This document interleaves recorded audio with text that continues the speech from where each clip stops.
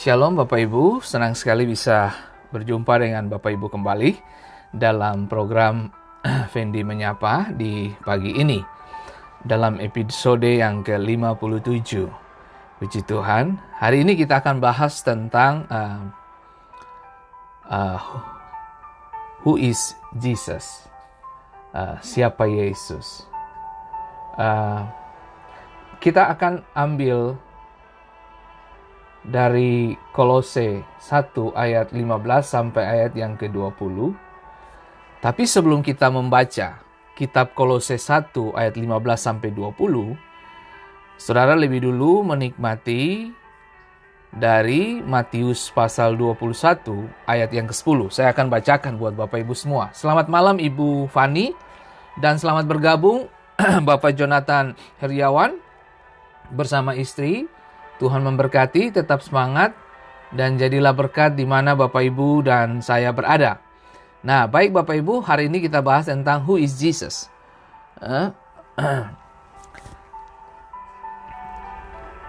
Matius 21 ayat 10 dikatakan, dan ketika Yesus masuk ke Yerusalem, gemparlah seluruh kota itu.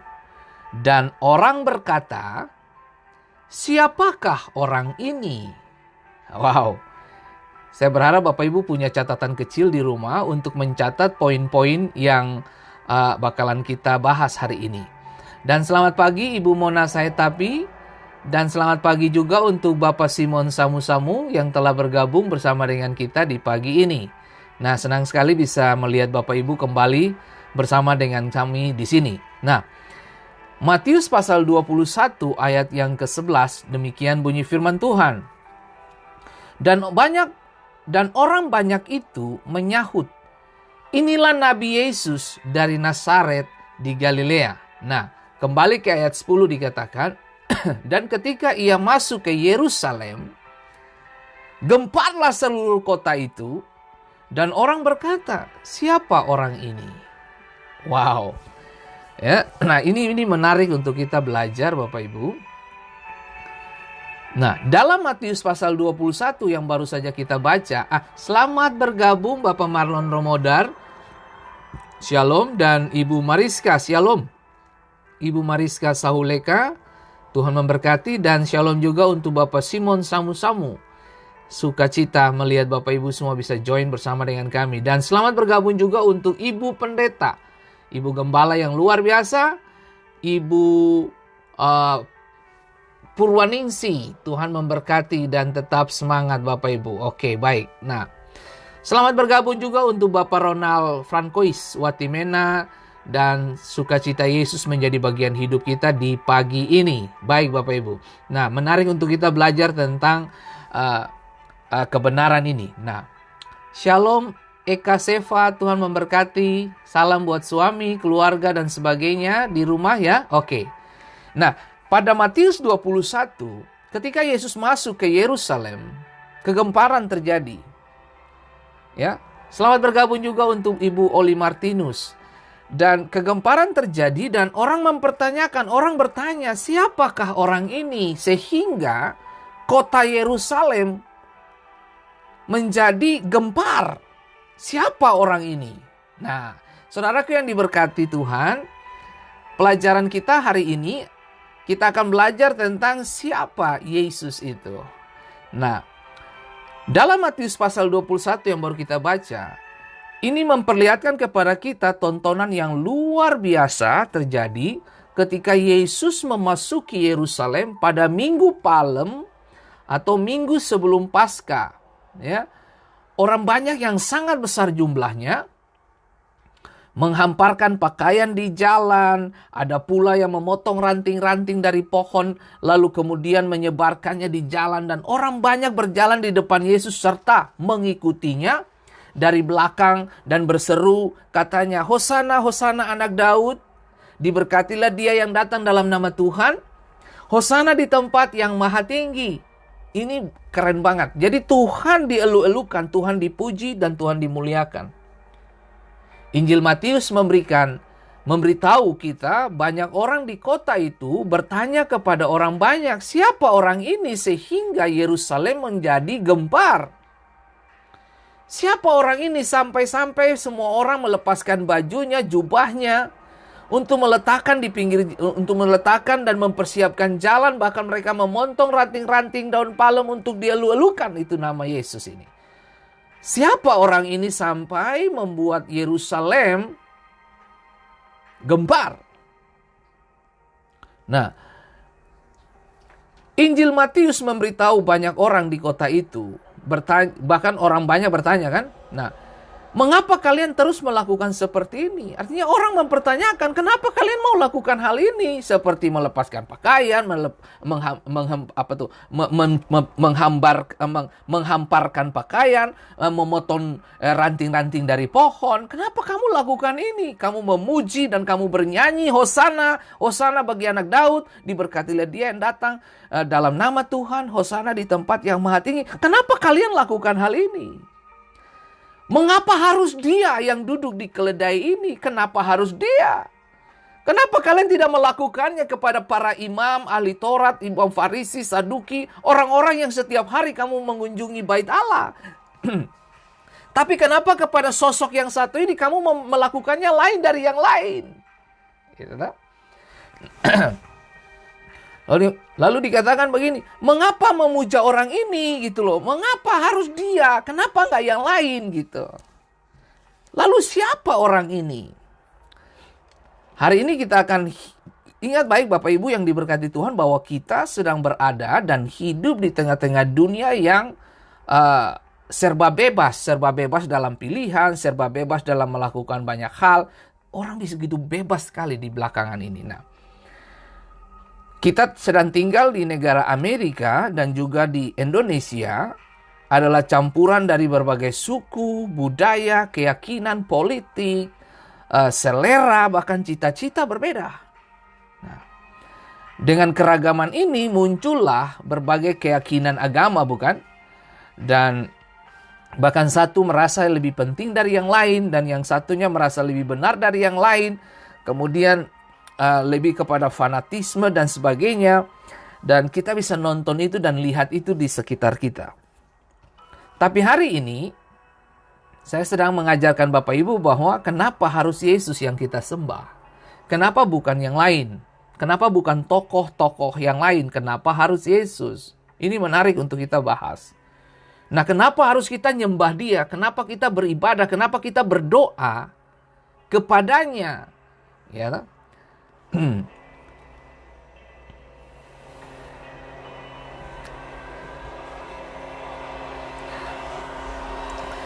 manusia kita diperhadapkan dengan begitu banyak pilihan, artinya begitu banyak kepercayaan dan agama di depan kita. Nah, bagi orang Kristen, bagi orang percaya seperti Anda dan saya, mengapa kita harus menyembah Yesus? Mengapa Yesus yang disembah? Mengapa Yesus yang dipuja? Dan mengapa kita harus melihatnya? Mengapa kita harus memandang kepadanya? Mengapa kita harus sibuk untuk mengurusi yang namanya ibadah setiap minggu atau setiap hari? Kenapa kita harus membangun mezbah setiap hari kepada Yesus dan punya hubungan pribadi dengan Dia? Kenapa harus Dia? Tidak adakah ya tokoh yang lain?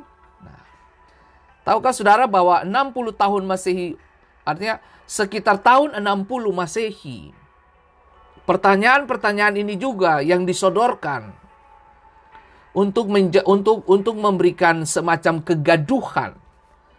Karena kitab Kolose yang bakalan kita baca adalah kota di mana orang mencampur adukan antara filsafat, agama, dan tradisi dengan Injil.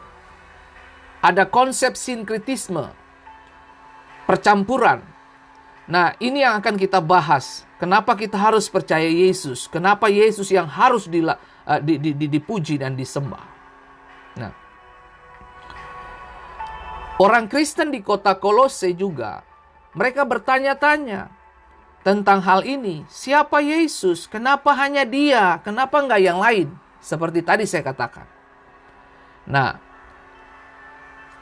kita tahu bahwa Epafras Epafras itu siapa? Dia adalah kawan setia dari Paulus.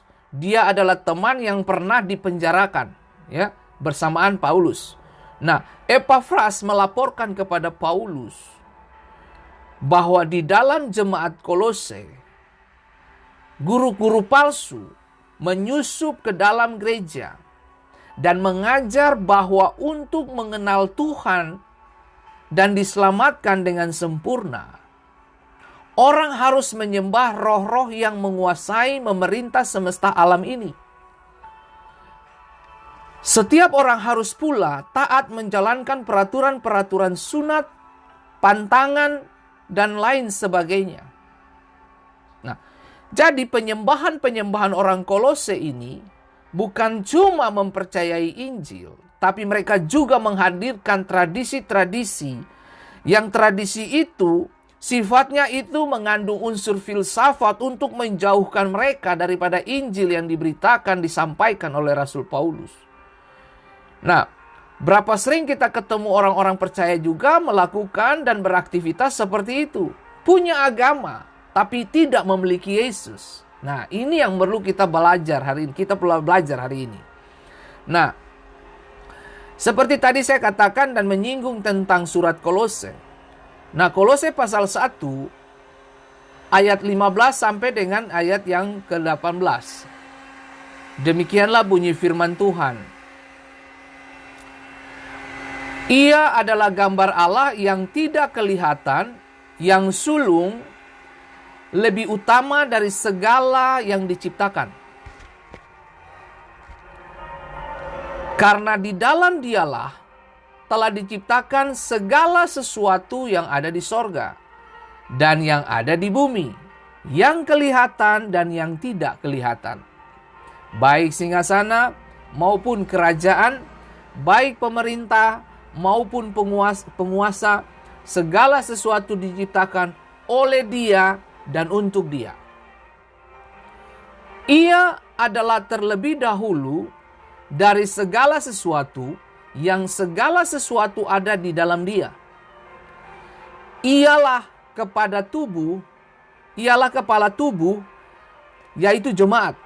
Ialah yang sulung, yang pertama bangkit dari antara orang mati, sehingga ia yang lebih utama dalam segala sesuatu. Wow. Paulus sedang menyampaikan kepada keluarga-keluarga jemaat yang ada di Kolose bahwa ingat baik bahwa ini keutamaan Kristus. Kita bicara tentang keutamaan Kristus, kita bicara tentang pribadi yang menyelamatkan. Anda dan saya tidak bisa mencampur adukan Injil dengan kepercayaan-kepercayaan yang lain. Nah, mengapa kita harus menyembah Yesus? Mari kita masuk dan menyelami pewahyuan Tuhan lewat Rasul Paulus ini. Bahwa kenapa kita nyembah Yesus? Nah, latar belakang kota Kolose adalah kota ini dipengaruhi oleh guru-guru yang populer yang berpandangan bahwa Yesus hanyalah salah satu dari banyak makhluk roh yang menjembatani jarak antara Tuhan dan manusia. Mereka meyakini bahwa Yesus hanyalah salah satu dari banyak makhluk roh yang menjembatani jarak antara Tuhan dan manusia. Nah, sementara kekristenan mengajarkan kita, Paulus mengajarkan jemaat Kolose, bahwa keselamatan di bawah kolong langit ini hanya datang dalam Kristus Yesus. Yesus Kristuslah yang menyelamatkan kita.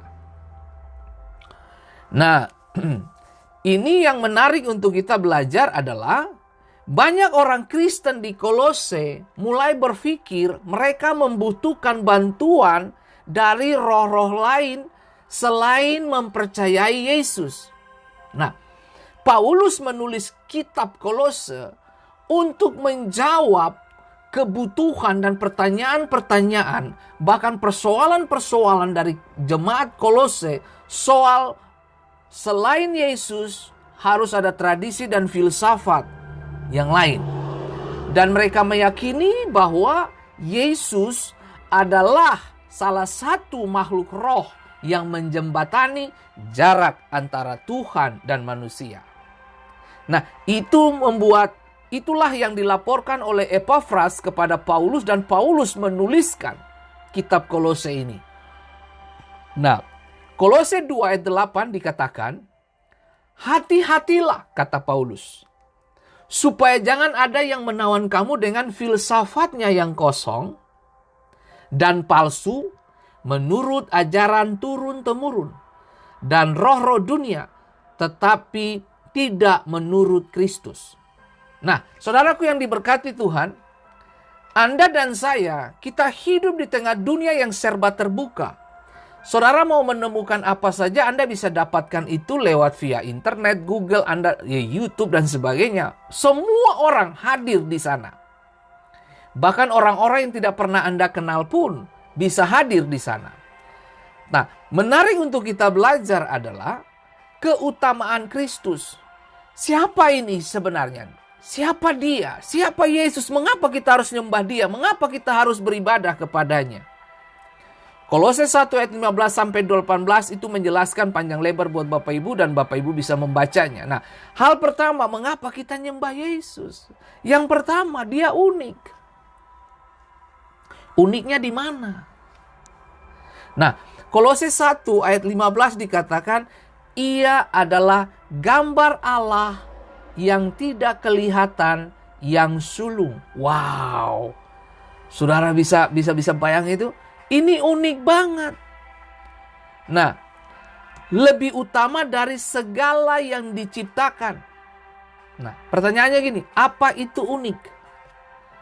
Unik itu tersendiri dalam bentuk atau jenisnya. Unik itu lain daripada yang lain. Tidak ada persamaan dengan yang lain. Khusus. Itu unik. Nah, tahukah saudara, Anda juga unik. Uniknya di mana? Bahwa tidak ada satu manusia pun yang mirip dan sama persis dengan Anda di planet bumi ini. Ini menunjukkan tentang kreativitasan ilahi. Ini menunjukkan kepada kemampuan dan kapasitas Tuhan untuk mendesain segala sesuatu tidak sama. Tapi Tuhan itu kreatif. Nah, ini yang saya mau kasih tahu buat semua kita. Bahwa yang kita punyai, yang kita sembah, yang kita percayai, yang kita ibadah, itu adalah Allah yang unik. Yesus itu unik. Nah, kita mengetahui ada banyak agama dan kepercayaan yang bahkan tokoh-tokoh di dunia seperti Buddha, Konfusius, Yesus, Muhammad dan lain-lain, itu adalah tokoh-tokoh. Nah, banyak melihat Yesus. Nah, dengar, banyak melihat Yesus hanyalah salah satu dari banyak nabi, guru, dan orang baik. Nah, tahukah saudara bahwa Yesus lebih dari itu? Nah, namun Alkitab tidak mengizinkan kita melihat Yesus seperti itu. Nah, orang mempertanyakan, kan di dalam Matius pasal 21 tadi saya baca pertama, dikatakan bahwa siapa orang ini ketika dia masuk ke kota Yerusalem dan Yerusalem menjadi gempar. Itu menimbulkan sebuah pertanyaan, siapa Yesus? Nah, saya katakan bahwa dia unik, makanya kita nyembah dia. Nah, tentunya orang banyak itu berpandangan, dengar. Di Matius pasal 21 ayat 11 dikatakan, dan orang banyak itu menyahut, inilah Nabi Yesus dari Nazaret di Galilea. Jadi di dalam konsep berpikir mereka, kebanyakan orang, Yesus adalah nabi. No. Nah, tapi mari kita belajar. Ada begitu, namun Alkitab tidak mengizinkan kita melihat Yesus seperti itu. Yesus bukan cuma nabi dan guru, dia lebih dari itu. Nah, dia adalah gambar dari Tuhan yang tidak terlihat. Oh my God, ini hebat sekali. Itu berarti ketika kita melihat Yesus, kita melihat Tuhan. Itu ditegaskan oleh para rasul, yaitu dalam Yohanes pasal 1 ayat 1 sampai 3. Dikatakan bahwa pada mulanya adalah firman. Firman itu bersama-sama dengan Allah. Dan firman itu adalah Allah. Ayat 2. Ia pada mulanya bersama-sama dengan Allah. Segala sesuatu dijadikan oleh Dia, dan tanpa Dia tidak ada satupun yang telah jadi, karena segala yang telah dijadikan. Jadi Yesus adalah Tuhan. Yesus adalah pancaran kemuliaan Tuhan. Dia kemuliaan itu sendiri.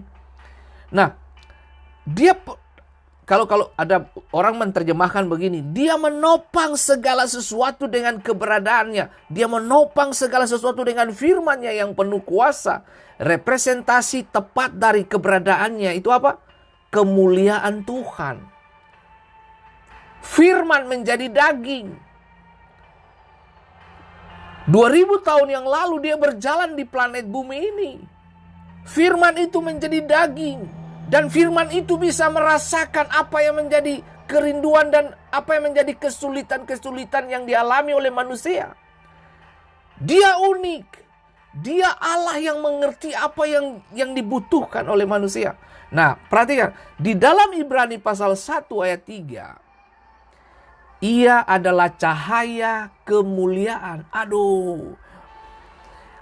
Kemuliaan Allah dan gambar wujud Allah. Menopang segala yang ada dengan firman-Nya yang penuh kekuasaan. Dan setelah ia selesai mengadakan penyucian dosa, ia duduk di sebelah kanan yang maha besar, di tempat yang tinggi. Nah, tahukah saudaraku yang diberkati Tuhan? Ini hal yang paling menarik untuk kita belajar, Bapak Ibu. Nah, sebelum Yesus datang ke bumi ini, Tuhan Allah Bapa di sorga itu Dia kirim dulu nabi-nabinya. Karena Tuhan kirim nabi-nabi, manusia kebanyakan berpikir bahwa Yesus yang bakalan hadir ini juga nabi. Karena mereka terbiasa dengan pola kerja dari para nabi, rasul dan sebagainya. Tapi ketika Yesus datang, mereka menilai Yesus dengan sebutan inilah Nabi Yesus dari Galilea. Karena mereka terbiasa, karena cara kerja Tuhan adalah mengirimkan hamba-hambanya, mengirimkan nabi-nabinya. Nah, tapi pada zaman akhir, Dia kirim putranya. Jadi yang ada di dalam benak dan pikiran orang-orang Yahudi pada waktu itu, ini nabi. Sama dengan Elia, Yeremia, Yesaya, sama gitu. Makanya Bapak Ibu yang diberkati Tuhan, ketika Tuhan memberitahu kepada murid-muridnya, menurut orang siapa aku? Mereka bilang kamu Elia, kamu Yeremia, Nehemia, bla bla bla bla. Tapi menurut kamu siapa aku? Petrus muncul. Engkau adalah Mesias, anak Allah yang hidup. Nah, lalu Yesus mengatakan, itu kalimat bukan datang dari dirimu. Itu kalimat yang diwahyukan oleh Allah. Nah, menarik untuk kita belajar hari ini. Bahwa mari kita belajar sesuatu yang bukan terpola, yang telah dibangun oleh konsep dan pikiran manusia. Tapi mari kita bangun pola cara kita, caranya Tuhan. Dengan polanya Tuhan, bukan polanya kita. Nah, ini Bapak Ibu. Bapak Ibu perhatikan di dalam Ibrani 1 ayat 3 dikatakan ia adalah cahaya kemuliaan. Nah, kemuliaan itu diambil dari kata Greka, or bahasa Yunani itu doxa. Artinya apa? Seseorang yang memiliki reputasi baik. Dia punya reputasi baik. Nah, kemuliaan Allah dan gambar wujud Allah. Nah, di dalam tokoh-tokoh sejarawan abad pertama seperti Yosefus dan Philo, mereka mencoba untuk menerjemahkan pengertian doxa ini artinya opini atau prinsip, kehormatan atau kemuliaan, kemudian kemegahan atau pancaran ilahi. Itu di dalam konsepnya mereka. Nah, tapi mari saya mau memberitahu kepada saudara, di dalam konsep orang Ibrani, kemuliaan itu diambil dari kata kabot. Perjanjian lama itu. Istilah Ibrani kabot ini memiliki akar arti dari sesuatu yang berbobot yang memberikan arti penting. Jadi ketika Tuhan menggunakan nama ini, ketika penulis-penulis Alkitab menggunakan nama ini untuk Yesus, itu berarti mereka sedang menempatkan Yesus sebagai Tuhan.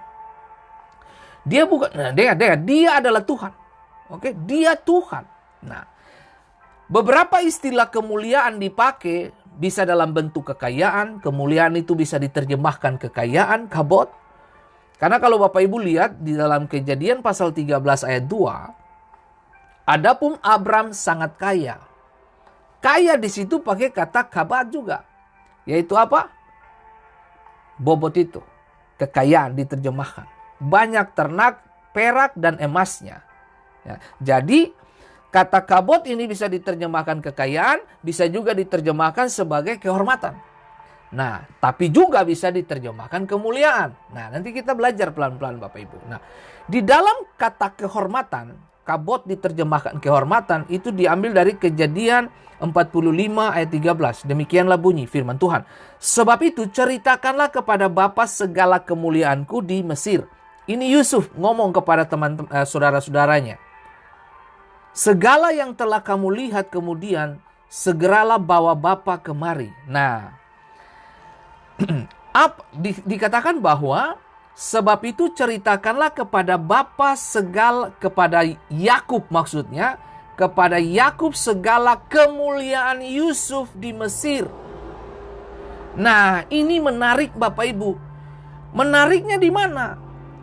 Kemuliaan ini dinyatakan Yusuf dalam memperkenalkan siapa Yusuf sekarang. Yusuf memperkenalkan dirinya kepada saudara-saudaranya. Sama, mirip. Seperti Yesus datang memperkenalkan Bapa kepada manusia. Jadi kemuliaan Allah itu yang dibilang begini. Yesus itu, dia kemuliaan dan gambar Allah yang hidup. Dia Tuhan, dia bukan cuma nabi, dia bukan Elia, dia bukan Yesaya, dia bukan Yeremia, dia bukan Rasul Paulus. Dia Tuhan. Dia Tuhan.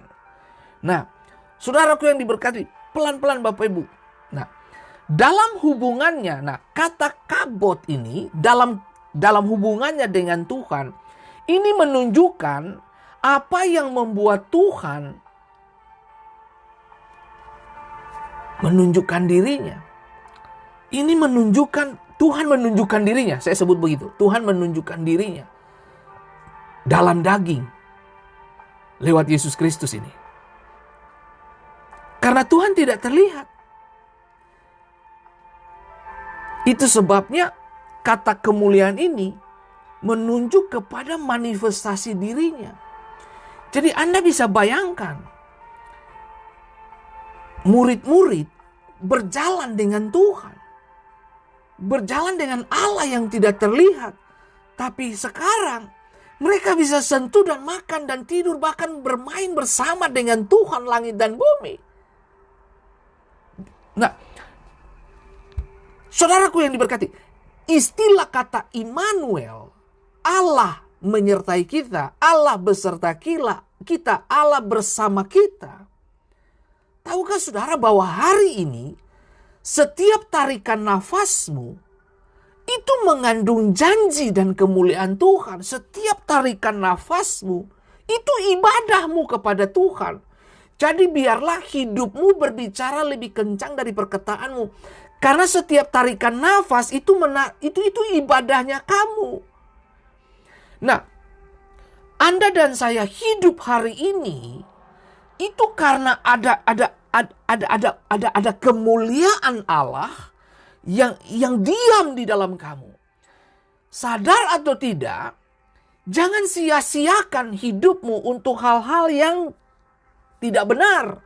Tapi habiskan hari-hari dan waktumu dengan Tuhan, dengan kemuliaan itu. Nah, saudara bisa baca itu. Saya akan tunjukkan kepada Bapak Ibu, diambil dari Mazmur 29. Ayat pertama hingga ayat yang ke-11. Ini powerful banget dan Raja Daud sangat paham sekali tentang kemuliaan ini. Nah, Tuhan tidak dapat disamakan dengan semua situasi yang terjadi. Ya toh? Nah, misalnya Tuhan mengguntur dan setiap badai menunjukkan kemuliaannya. Asik kan? Gini. Oke, saya baca pelan-pelan buat Bapak Ibu. Kebesaran Allah dalam badai. Wow, dengar, judul perikopnya saja, kebesaran Allah dalam badai. Dengar baik saudaraku yang diberkati Tuhan. Anda siapa? Kita ini siapa? Kita ini debu dan tanah. Kita ini debu yang dimuliakan. Kita ini debu yang dinafaskan oleh Allah. Makanya saya bilang, tarikan nafas kita seharusnya itu menjadi ibadah. Hidup Anda dan saya seharusnya menjadi ibadah. Ibadah yang hidup. Itulah kualitas iman kita. Itulah kualitas percaya kita. Nah, Yesus bukan nabi. Dia Tuhan. Makanya setiap tarikan nafas kita. Dengar. Adam dan Hawa diciptakan dari tanah, debu tanah. Kemudian Alkitab berkata dia menghembuskan nafas. Nah bayangin. Tuhan hembuskan nafas. Berarti kita berjalan dengan apa ini? Dengan nafas Tuhan. Jadi nafasmu adalah ibadahmu. Jadi nafasmu adalah kualitas Tuhan. Jadi antara Anda percaya atau tidak, setiap manusia harusnya dia mengerti benar kalau dia hidup sampai hari ini, itu karena kemurahan dan panjang sabarnya Tuhan. Anda bernafas bisa dalam dosa. Anda bernafas bisa dalam semua kebejatanmu. Bahkan kamu melakukan dosa pun sambil kamu masih hidup. Nah, ini yang saya mau kasih tahu. Tuhan berikan kesempatan dan waktu kepada kita untuk kita lihat bagaimana hatinya dia.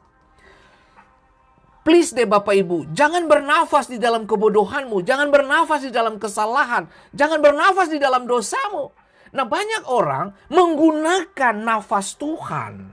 Menggunakan anugerah Allah untuk membesarkan dagingnya dan memenuhi kepentingan dirinya. Nah, ini kembali ke sini Bapak Ibu lihat.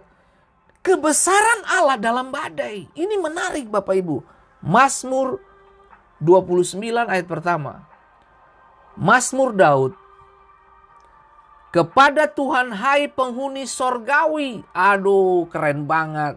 Shalom Pak Erwin, Ibu Novita Tumalang, Bapak Elvis, Ibu Pauline, Rahayaan. Tuhan memberkati, selamat bergabung. Mensano dan Meka Bakar Besi, selamat bergabung. Ibu Novi, Maulani dan Bobby Tahumuri, Ibu Linda, Ibu Ans, Adam, apa kabar? Yohan Samu-Samu, Ibu Gerlin, Hensley Grace maksudnya, Devi Sausilawane, selamat bergabung. Tuhan memberkati, tetap semangat bagi kita semua. Nah, kembali ke sini Bapak Ibu. Kebesaran Allah dalam badai. Wah, ini keren banget. Kebesaran Allah dalam badai. Kepada Tuhan hai penghuni sorgawi, kepada Tuhan sajalah kemuliaan kekuatan. Berilah kepada Tuhan kemuliaan namanya. Ini hormat nih, kemegahan. Sujudlah kepada Tuhan dengan berhiaskan kekudusan. Nah, tadi saya katakan kepada Bapak Ibu bahwa nafas kita seharusnya itu nafas ibadah. Nah, jangan bernafas di dalam kebodohan saudara. Bernafas di dalam kekudusan Tuhan. Nah, dikatakan bahwa sujudlah kepada Tuhan dengan berhiaskan kekudusan. Jadi tidak ada alasan untuk kita tidak menyembah. Judul sharing kita hari ini, Who is Jesus? Siapa itu Yesus? Kenapa kita harus nyembah dia? Kenapa doa-doa kita ditujukan kepadanya? Siapa dia? Nah, Mazmur 29, Raja Daud menuliskan hal ini kepada kita. Suara Tuhan di atas air. Allah yang mulia mengguntur. Tuhan di atas air yang besar. Suara Tuhan penuh kekuatan. Suara Tuhan penuh semarak. Suara Tuhan mematahkan pohon aras. Bahkan Tuhan menumbangkan pohon aras Libanon. Ia membuat gunung Libanon melompat-lompat seperti anak lembu. Gunung Sirion seperti anak banteng. Suara Tuhan menyemburkan nyala api. Suara Tuhan membuat padang gurun gemetar. Tuhan membuat padang gurun Kades gemetar. Suara Tuhan membuat beranak rusa betina yang mengandung. Bahkan hutan digundulinya. Dan di dalam baitnya setiap orang berseru hormat. Tuhan bersemayam di atas air bah. Tuhan bersemayam sebagai raja untuk selama-lamanya. Tuhan kiranya memberikan kekuatan kepada umatnya. Tuhan kiranya memberkati umatnya dengan sejahtera. Tahukah saudara yang diberkati Tuhan? Menarik untuk kita belajar hari ini. Kenapa kita nyembah Yesus? Karena perkataannya menenangkan segala bentuk badai dalam hidupmu. Kenapa kita nyembah Yesus? Karena segala bentuk kekurangan kita dia cukupkan tepat pada waktunya. Kenapa kita nyembah Yesus? Karena dia menyediakan roti pada musim dan waktunya. Dia turunkan hujan pada musim dan waktunya. Bahkan dia keluarkan hal-hal yang tidak mungkin menurut manusia. Tapi Allah menghadirkannya. Kenapa kita sembah Yesus? Dalam kekuranganmu, dalam kesulitanmu, dalam ketidakberdayaan kamu, dalam rasa sakitmu, Allah mengguntur, Allah berkuasa memerintah. Saudaraku yang diberkati Tuhan, siapapun yang mendengarkan pesan ini, kiranya setiap kita mengerti apa menjadi tujuan dan maksud kita hidup sampai hari ini. Anda hidup hari ini itu karena kemurahan hati Tuhan. Tuhan pingin saudara menjadi nafas, hidupmu menjadi ibadah yang hidup gitu loh. Anda dan saya harus menjadi nafas yang hidup, bukan nafas yang hidup. Nafasmu harus menjadi ibadah. Setiap tarikan nafasmu, Anda sedang menghirup kemuliaan Tuhan. Anda sedang menghirup kedahsyatan Bapa. Nah, saya tidak tahu apakah Anda sadar atau tidak. Di dalam kesulitan dan air matamu, belajarlah untuk menarik hal-hal yang disebut dengan kemuliaan itu. Dengar baik, Allah mengguntur kebesaran Allah dalam badai. Apa sih yang menjadi tekanan hidupmu? Mengapa kita nyembah Yesus? Kita udah bertahun-tahun nyembah Yesus, tapi kok badai silih berganti? Ada istilah badai pasti berlalu. Kapan berlalunya Tuhan? Aku bernafas di tengah-tengah kekhawatiran. Aku bernafas di tengah-tengah kecemasan dan ketakutan. Aku dihinggapi dengan berbagai persoalan hidup. Semua sahabat dekatku menjauh. Ayub, teman-temannya menjauh. Bahkan istrinya sendiri pun mengajak dia untuk menjauhkan Tuhan. Dengar baik saudaraku yang diberkati Tuhan. Allah bernafas. Allah bersamamu. Di mana? Di tengah-tengah badai kehidupanmu. Kebesaran Tuhan akan terlihat ketika badai datang, Bapak Ibu. Nah, saudaraku yang diberkati Tuhan, menarik untuk kita belajar. Kenapa harus Yesus yang kusembah? Karena waktu badai, dia ada di situ. Kenapa kita nyembah Yesus? Karena dia Tuhan. Dia Tuhan. Saudaraku yang diberkati Tuhan, ini sangat jelas bagi kita Bapak Ibu. Suara Tuhan membuat, suara Tuhan menyemburkan nyala api. Suara Tuhan membuat padang gurun gemetar. Saudara bisa bayangin ketika Israel keluar ke menuju tanah perjanjian. 40 tahun mereka ada di padang belantara. Waktu mereka berjalan, jutaan orang Israel berjalan di atas padang gurun. Panasnya padang gurun, tandusnya padang gurun, kekeringannya padang gurun tidak dapat menahan mereka. Tuhan kasih sumber-sumber yang tidak pernah terpikir oleh manusia. Anda bisa bayangin dia keluarkan air dari batu. Air pahit dilempar ranting jadi manis. Tuhan turunkan mana?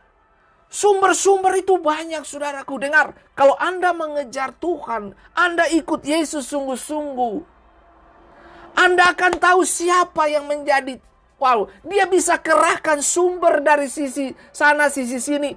Dari berbagai sumber dia bisa berkati Anda. Berkat Tuhan tidak selalu datang dari gajimu.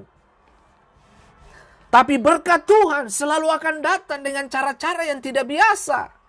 Bahkan maaf kata, mungkin teman kamu yang sudah puluhan tahun melupakanmu, tiba-tiba dia datang, dia memberikan kamu sesuatu yang kamu sendiri gak pernah pikirkan. Itu cara Tuhan, men. Tuhan punya agenda beda, Bapak Ibu. Nah, coba saudara lihat. Bahkan dikatakan begini. Di Keluaran 40 ayat 34. Kemuliaan Tuhan memenuhi kemah suci. Lalu awan itu menutupi kemah pertemuan. Dan kemuliaan Tuhan memenuhi kemah suci. Apa? Kabut. Bobot itu. Nah, sehingga Musa tidak dapat memasuki kemah pertemuan. Kenapa? Karena Tuhan sudah penuh di dalam kemah itu. Kemuliaannya sudah memenuhi. Dengar, mari saya kasih tahu. Makanya Alkitab tadi katakan bahwa mari kita berhiaskan kekudusan untuk menghadap Tuhan. Anda nggak bisa datang dengan hal-hal yang biasa. Mazmur 29 ayat 2 dikatakan, berilah kepada Tuhan kemuliaannya. Sujudlah kepada Tuhan dengan berhiaskan kekudusan.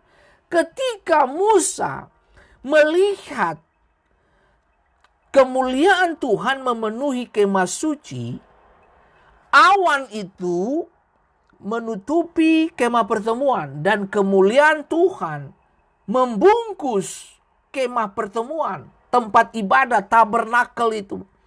Sehingga Musa tidak dapat memasuki, sebab awan itu hinggap di atas kemah itu dan kemuliaan Tuhan memenuhi kemah suci. Nah, saudaraku yang diberkati Tuhan, ada hal yang menarik untuk kita belajar adalah waktu hatimu bersih dalam ibadah dan penyembahan, Anda begitu mudah menjadi saluran berkat untuk kemuliaan itu datang dan berdiam. Saudaraku yang diberkati Tuhan, kekudusan itu punya pengertian dipisahkan untuk tujuan Tuhan. Dipisahkan untuk kepentingan Tuhan. Dipisahkan untuk sorga dimuliakan. Dipisahkan untuk Allah bekerja. Waktu Adam dan Hawa, tanah dibangun menjadi tubuh daging ini. Tuhan hembuskan yang namanya nafas itu. Manusia kemudian bergerak. Tahukah saudaraku yang diberkati Tuhan, yang menggerakkan manusia adalah ibadahnya. Jadi nafas itu ibadah. Kehidupan itu seharusnya menjadi ibadah. Karena begitu manusia mati, manusia udah gak bisa bikin apa-apa. Tapi waktu manusia masih hidup, itu ibadahnya dia. Makanya Alkitab berkata, persembahkanlah hidupmu yang kudus, bla bla bla bla bla bla. Itu maksudnya apa? Bukan saat kamu mati. No, waktu kamu hidup. Nah, dengar.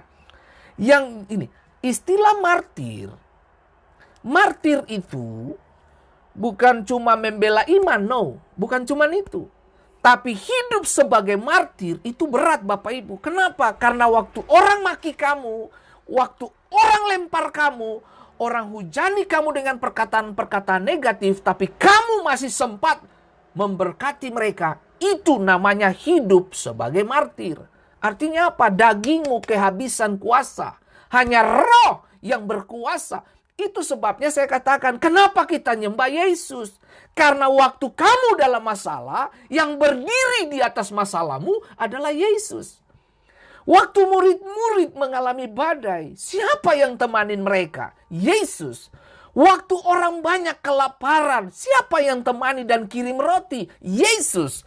Waktu orang Israel melewati padang belantara 40 tahun, siapa yang suplai makan minum? Itu bukti bahwa pemeliharaan Tuhan begitu nyata dalam hidup kita. Nah, saudara dengar baik. Awan menutupi tenda, kemah pertemuan.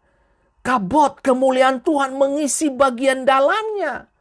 Coba saudara lihat.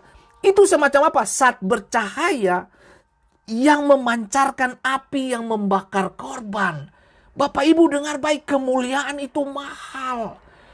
Kemuliaan itu apa Bapak Ibu? Itu yang saya bilang tuh, bobot. Itu yang menunjukkan seseorang tuh penting atau tidak. Nah, begini Bapak Ibu, maaf, saya minta maaf Bapak Ibu, maaf. Pelacur itu murah Bapak Ibu.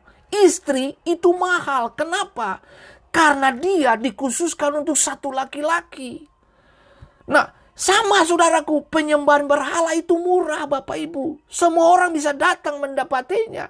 Itu sebabnya kalau saudara baca tentang konsep latar belakang kitab Efesus, itu penyembahan kepada dewa-dewa yang disebut dengan Dewi Artemis dan sebagainya itu apa? Mereka punya ibadah apa? Pelacuran bakti. Anda bisa bayangin kenapa laki-laki suka ada di bait-baitnya mereka. Nah, karena mereka adalah pelayan-pelayan seks secara bebas. Itu yang saya mau bilang, bos saudara. Kenapa ibadah kita, dengar, ibadah kita mahal karena kita mendatangkan bawa hati Tuhan, bawa darah, bawa kekudusan. Makanya ibadah kita beda. Karena kita bawa darah Yesus. Kita bawa korban penebusan. Nah, dunia menawarkan penyembahan daging dengan mengedepankan yaitu penyimpangan seksual. Nah, saudaraku yang diberkati Tuhan, kiranya Bapak Ibu sangat mengerti untuk hal ini. Nah, kembali ke sini Bapak Ibu. Kemuliaan itu yang dibilang ini, Musa bersinar, bahkan gini, Musa bersinar ketika dia lagi bicara sama Tuhan waktu dia turun dari gunung, ketemu bangsa Israel, dan didapati wajah Musa bersinar setelah berbicara dengan Tuhan. Saudara dengar baik. Kemuliaan seseorang akan tercermin dari wajahnya. Air mukanya akan mewakili suasana hatinya. Oke, bagaimana saya tahu itu? Anda masih tahu ketika, saya lupa tuh siapa ya. Waktu raja berkata bahwa kenapa mukamu muram? Itu menggambarkan kemuliaanmu. Kenapa kemuliaanmu redup? Orang yang melakukan dosa, biasa kemuliaan tuh redup. Itu aja. Kelihatan. Gitu. Kenapa kamu gak biasa ya? Oh, redup kamu. Kain dan Habel. Tuhan tegur Kain. Kenapa mukamu bla bla bla? Itu kemuliaan Kain redup. Apa yang muncul? Kemarahan, daging menguasai. Nah, ini yang saya mau mengingatkan semua kita di tempat ini, bahwa kemuliaan Tuhan itu bisa tercermin dari cara muka Anda. Ya toh? Nah, Yehezkiel memiliki penglihatan juga tentang apa? Kabut, kemuliaan ilahi di mana? Ketika dia melihat kerup itu pada tahta Allah. Coba saudara lihat itu. Memiliki karakter begitu spektakuler, ajaib sekali. Nah dengar, kemuliaan Allah itu sulit sekali manusia memiliki bahasa untuk menjelaskannya. Nah, manusia cuma memiliki bahasa-bahasa seperti mewakili gitu, seperti. Nah, gitu. Nah, kemuliaan Allah itu seperti tiang awan. Nah, kita membayangkan tuh tiang awan gitu. Tapi lebih dari itu Bapak Ibu. Nah, oke. Kemuliaan Tuhan itu sering dikaitkan dengan namanya. Ketika Bapak Ibu memanggil nama Yesus, berarti Bapak Ibu sedang melihat kemuliaan di dalam nama itu. Jadi nama itu menunjukkan kemuliaan orang itu. Yesus, contoh. Yesus di kita, Yesus artinya juru selamat. Nah, pekerjaannya apa? Menyelamatkan, menebus manusia. Jadi ketika saudara menyebut nama Yesus, dua hal ini ada di dalamnya. Nama selalu berbicara sifat dan pekerjaan. Nama bicara selalu tentang integritas, karakter. Nah, Anda bisa bayangin coba. Nah, kira hari ini semua kita memiliki kualitas Tuhan di dalam hidup kita, dan memang kita sudah punya kualitas Tuhan. Pertanyaannya, bagaimana dengan kita? Apakah kita mengasahnya atau tidak? Nah, kembali ke sini Bapak Ibu. Yesus tidak hanya menunjukkan pada Tuhan, tapi dia benar-benar Tuhan. Dia adalah pribadi yang nyata. Jadi kita tidak boleh menerima pengganti. Artinya gini, nggak ada yang bisa ganti Yesus, men. Nggak ada yang bisa ganti itu. Banyak yang tidak yakin akan cinta Tuhan kepada mereka. Banyak orang belum yakin tentang cinta Tuhan.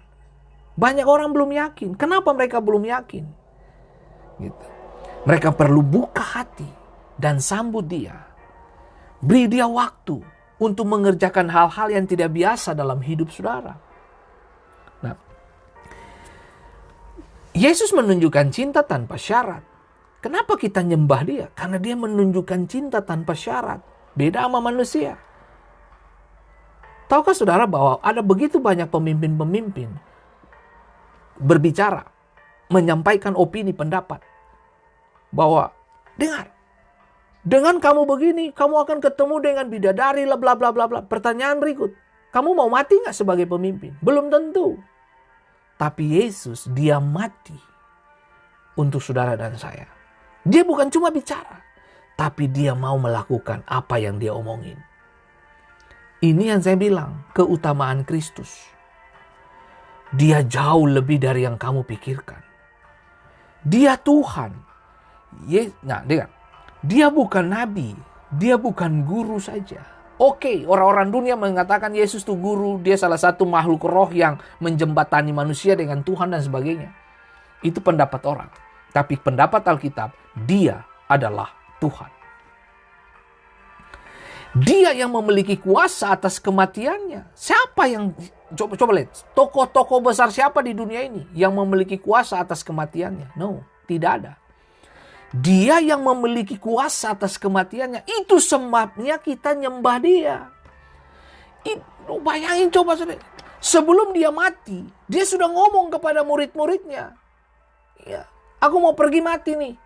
Tapi nanti 3 hari aku bangkit lagi. Coba lihat saudara. Dia bicara tentang apa yang bakalan terjadi. Nah, antara murid-murid percaya atau tidak, fakta di lapangan. Akhirnya mereka tahu dia bangkit. Nah, itu yang saya bilang. Makanya ketemu diri, dia menampakkan diri kepada Thomas. Karena ketidakpercayaan Thomas. Nah, ini menarik. Dalam Yohanes 2 ayat 19 dikatakan, jawab Yesus kepada mereka, rombak bait Allah ini dalam 3 hari aku akan mendirikannya kembali. Coba lihat, menunjukkan kepada siapa? Kepada dirinya. Nah, dia yang memiliki kuasa atas kematiannya sendiri dan kemampuan mengambil kehidupannya kembali. Wow! Dia punya kuasa. Nah, dengar baik saudaraku yang diberkati Tuhan. Bahkan saat tubuh kebangkitan pun, dia datang dan menampakkan diri kepada murid-muridnya. Bahkan dia sempat bertanya, kau pemakanan ada tidak? Oh, saya cuma punya pisang, ikan goreng. Ambil. Saudara bisa bayangin. Nah, ini menjelaskan kepada kita, kenapa kita nyembah Yesus? Karena dia Tuhan yang hidup, mati, dan ambil hidup lagi. Itu keren, men. Nggak ada orang yang seperti itu. Nggak ada nabi atau pendiri agama manapun di planet bumi ini yang bekerja, yang melakukan seperti yang dikatakan oleh Yesus. Nggak ada. Tidak ada yang bisa sejajar dengan Yesus. Kebangkitannya bukanlah kebangkitan spiritual loh, saudaraku. Kebangkitan Yesus bukan spiritual, tetapi secara fisik. Secara fisik, Bapak Ibu. Oh my goodness, ini, wah, Makanya saya sembah dia. Gitu. Lukas 24 ayat 39 dikatakan ini, lihat tanganku dan kakiku, aku sendirilah ini, rabalah aku. Lihatlah, karena hantu tidak ada daging. Dengar, hantu tidak ada daging dan tulangnya seperti yang kamu lihat padaku. Dengar baik, hantu tidak punya daging dan tulang. Yesus bangkit punya daging dan tulang. Secara fisik dia bangkit. Makanya dia tanya murid-murid, you punya makanan enggak? Lalu mereka sodorkan ikan goreng. Saudara bisa bayangin. Nah, ini menarik Bapak Ibu. Kebangkitannya dari antara orang mati tidak pernah mati lagi. Membedakan dia sebagai anak Allah yang unik. Dia Tuhan. Nah, Roma 1 ayat 4. Dan menurut roh kekudusan dinyatakan oleh kebangkitannya dari antara orang mati. Maka ia adalah anak Allah yang berkuasa. Yesus Kristus Tuhan kita. Titik. Nah, ini menarik Bapak Ibu. Jadi dengar baik. Jangan pakai otak. Jangan gunakan pikiran-pikiran manusia. Kita punya Yesus, men. Nah, dengar. Yesus menerima penyembahan yang setara dengan Bapa. Yohanes 20 ayat 28-29. Yesus menampakkan diri kepada murid-muridnya. Nah, ketika hari sudah malam, pada hari pertama minggu itu berkumpullah murid-murid Yesus di suatu tempat dengan pintu-pintu terkunci karena mereka takut kepada orang-orang Yahudi. Pada waktu itu datanglah Yesus dan berdiri di tengah-tengah mereka dan berkata, damai sejahtera bagimu. Nah, Anda bisa bayangin penampakan Yesus kepada murid-muridnya. Itu sebabnya saya kenapa mau menyembah Yesus. Kalau ada orang yang bertanya, kenapa you percaya Yesus? Siapa dia? Saya bilang, tidak ada ruang dan waktu yang bisa batasi dia. Kemahakuasaan dia sangat luar biasa. Dia tembusi setiap dinding-dinding yang ditutup rapat. Bahkan dia tembusi setiap hati yang tertutup rapat. Nah, dikatakan begini, pada waktu itu datanglah Yesus dan berdiri di tengah-tengah mereka dan berkata, damai sejahtera bagi kamu. Dan sesudah berkata demikian, ia menunjukkan tangannya dan lambungnya kepada mereka. Murid-murid itu bersukacita ketika mereka melihat Tuhan. Mereka melihat Tuhan. Mereka melihat pribadi yang makan, minum, tidur, bermain, mandi bareng di Danau Galilea. Ada di depan mereka. Tahukah saudara bahwa Allah kita, kenapa dia mendapat, kenapa Yesus disebut Immanuel? Immanuel, Allah menyertai kita. Nah, hari ini dia pun ada, men, di dalam saudara. Dia berdiam di dalam saudara. Roh Kudus itu. Kita bisa mengatakan bahwa Yesus itu Tuhan bla bla bla bla. Kita bisa menyembah dia. Itu karena Roh Kudus mewahyukan diri Tuhan Yesus itu kepada saudara. Makanya kita punya kualitas ibadah berbeda. Karena kualitas ibadah kita tidak datang dari pengetahuan kita. Kualitas ibadah kita datang karena pewahyuan Tuhan. Roh Kudus yang mewahyukan. Bukan you yang pilih dia, tapi dia yang pilih kamu. Jadi kualitas ibadah kita, kualitas yang tidak bisakan sama dengan ibadah agama lain. Karena kualitas kita yang dibangun berdasarkan darah penebusan. Makanya penyembahanmu berbeda, ibadahmu berbeda. Bahkan, dengar, tidak ada kepercayaan lain yang memanggil Tuhan Bapa. Anda bisa panggil Tuhan Bapa. Bapa bicara tentang sumber. Waktu you lapar, you panggil dia Bapa. Waktu kamu bermasalah, kamu bisa panggil dia Bapa, peluk aku. Saudara, tahukah saudara bahwa Tuhan, Bapa, kalau berbicara tentang Tuhan, Bapa, itu berbicara tentang apa? Rangkulan, pelukan, tidak ada penolakan. Saya tidak mau tahu berapa banyak dari saudara sedang berjalan dalam dosa.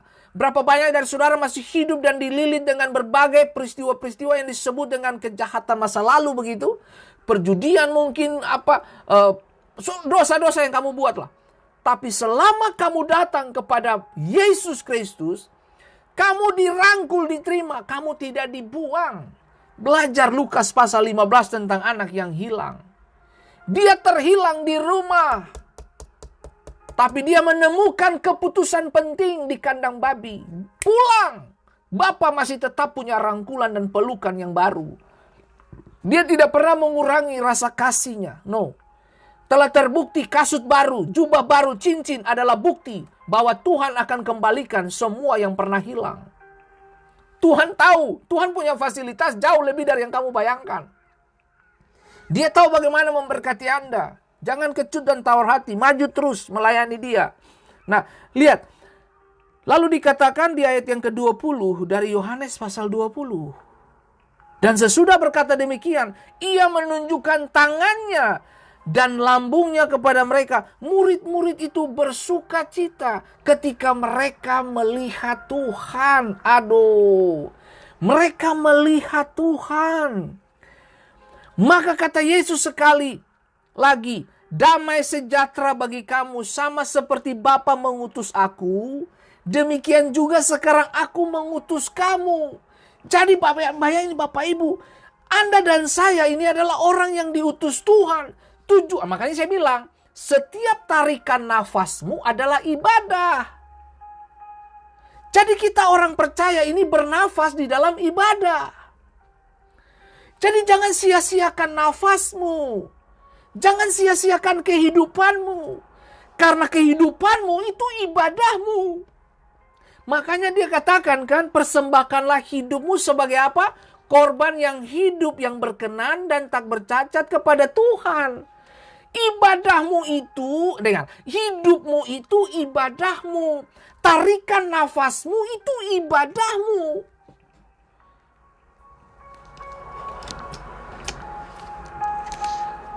Kenapa kita kehilangan kuasa ibadah? Karena kita menggunakan hidup kita bukan dengan cara Tuhan, tapi dengan cara dan agenda manusia kita yang memenuhi kepentingan daging.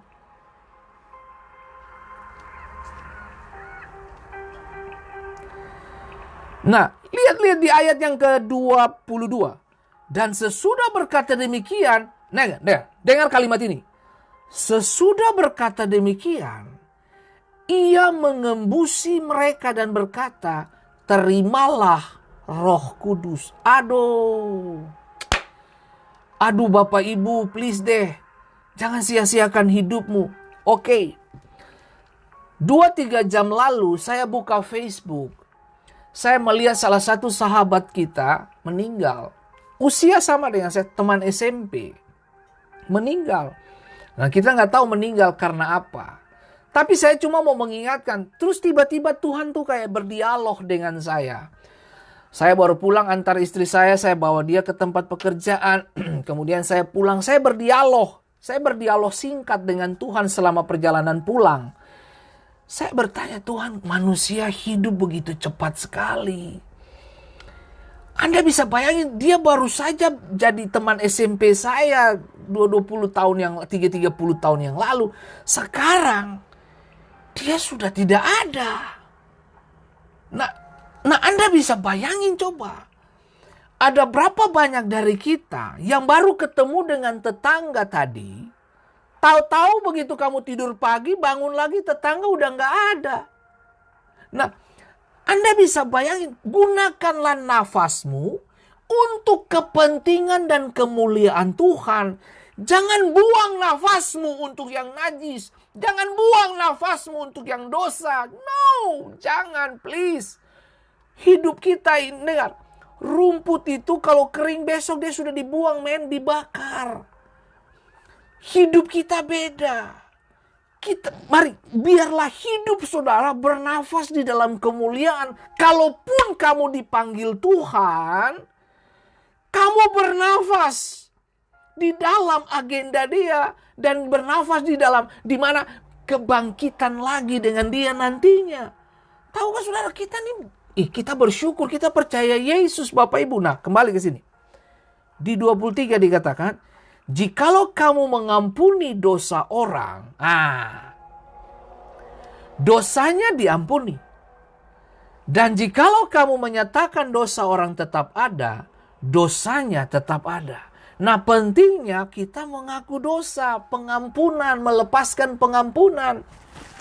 Siapapun saudara yang hadir hari ini, yang sedang menyaksikan program ini, jika barang sesuatu yang menghalangi, mengganjal ibadahmu, bahkan nafasmu tersengat-sengat kalau lihat orang itu yang kamu benci, lepaskan pengampunan. Lepaskan pengampunan. Kalau ada seseorang yang membangkitkan kemarahanmu, lepaskan pengampunan buat mereka. Sudah bukan lagi untuk kita benci orang. Sudah bukan musim. Ini udah bukan musim. Musim kita adalah musim membawa cerahnya Tuhan, membawa kemuliaan Tuhan. Itu saudaraku. Dia unik. Kenapa kita nyembah Yesus? Karena dia unik. Beda dari yang lain. Kiranya apa yang saya sampaikan hari ini dikatakan bahwa ia adalah gambar Allah yang tidak kelihatan, yang sulung, lebih utama dari segala yang diciptakan. Paulus ngomong ini. Paulus beritahu kepada orang-orang Kolose, hei, kamu punya lebih tinggi dari itu yang pembawa-pembawa filsafat itu. Kamu punya lebih penting daripada tradisi-tradisi yang kamu bangun dari turun-temurun. Nggak ada yang bisa menikmati kamu, nggak ada yang bisa bawa kamu kepada keselamatan selain Injil Yesus Kristus. Ia adalah gambar Allah yang tidak kelihatan. Firman itu menjadi daging sekarang. Kamu bisa lihat dan nonton dia. Dia sedang bergerak di dalam saudara. Rohnya itu. Dia menghembusi Roh Kudus ke dalam setiap kita. Untuk kita bergerak dengan cara-cara yang dia kehendaki. Saudaraku yang diberkati Tuhan, karena di dalam dia telah diciptakan segala sesuatu yang ada di sorga dan yang ada di bumi. Yang kelihatan dan yang tidak kelihatan. Baik singgasana maupun kerajaan. Baik pemerintah maupun penguasa. Segala sesuatu diciptakan oleh dia dan untuk dia. Wow. Jadi begini. Kalau Anda punya Yesus, Anda punya segala-galanya. Anda punya Yesus, Anda punya kuasa untuk menenangkan badai. Anda punya Yesus, Anda punya kuasa untuk menenangkan segala bentuk sakit, penyakit, bahkan menyembuhkan di sana. Allah kita, dia besar, bos. Alkitab begitu jelas mencatat bagi kita. Segala sesuatu itu diciptakan. Yang ada di sorga dan yang ada di dalam bumi untuk kepentingan Tuhan. Jadi please jangan ada orang yang bermegah dengan kekuatan diri sendiri. No. Kita nih jangan sombong Bapak Ibu. Kita nih debu yang dimuliakan. Jangan sombong. Kita ini debu yang dimuliakan. Bilang buat dirimu. Bila perlu kamu tulis itu, tulisan itu. Debu yang dimuliakan. Nah, tanah yang dimuliakan. Nah, tulis di depan cermin. Supaya kalau kamu mau sombong dengan jabatan, sombong dengan apa tuh prestasi. Kita ini cuma debu yang dimuliakan. Ingat itu Bapak Ibu. Nah, ia ada terlebih dahulu dari segala sesuatu. Dan segala sesuatu ada di dalam dia. Dikatakan begini. Dia menciptakan segalanya. Untuk siapa? Untuk kepentingan dia. Jadi maaf ya Bapak Ibu. Kalau kamu berprestasi, kamu bertalenta, kamu berkarunia, kamu punya potensi, kamu diakui orang, please. Itu Tuhan yang punya. Karena Alkitab begitu jelas mencatat.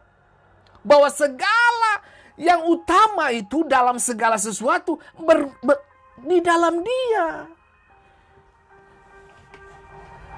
Kita ini debu yang dimuliakan. Jadi jangan sombong. Kalau hari ini Tuhan pakai mulut saya untuk mengingatkan Bapak Ibu. Mungkin 2-3 tahun atau berapa bulan kemudian Tuhan pakai mulut Anda untuk mengingatkan saya tentang kebesaran Tuhan. Semua kita dengar baik. Makanya jangan bangga dengan apa prestasi Anda. Posisi penting Anda di kantor. Jangan. Dia utama dari segala yang diciptakan. Itu Yesus. Melalui Dia, segala sesuatu diciptakan. Jadi begini, semua yang diciptakan itu, semua ciptaan-ciptaan yang kamu lihat sekarang ini, itu diciptakan untuk kepentingan Tuhan, bukan untuk kepentingan kita. Halo? Jadi waktu Tuhan buat Adam dan Hawa, lalu Dia hembusi nafas seperti Tuhan Yesus menghembusi Roh Kudus kepada murid-muridnya di dalam Yohanes pasal 20 tadi. Saudara tahu, berarti kamu berjalan dengan miliknya Tuhan. Bisa dimengerti. Halo? Anda bisa, aduh Tuhan Yesus luar biasa sekali. Nah, jadi jangan bangga karena kita hidup ini itu anugerah. Jadi makanya saya mau kasih ingat buat Bapak Ibu, please bernafaslah di dalam ibadahmu, dalam kesungguhan, dalam kekudusan.